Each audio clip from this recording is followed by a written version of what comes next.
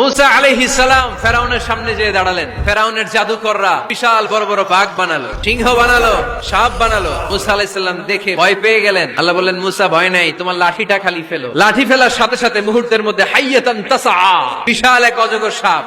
ফেরাউনের জাদুকরদের বানানো সব বাঘ, ভাল্লুক, সিংহ আর সাপগুলো রেখে বিশাল ফানা ধরে আছে। আর সাপ বলতে শুরু করেছে, আর কে আছে নিয়ে আয়। সুবহানাল্লাহ কইতে পারলেন না?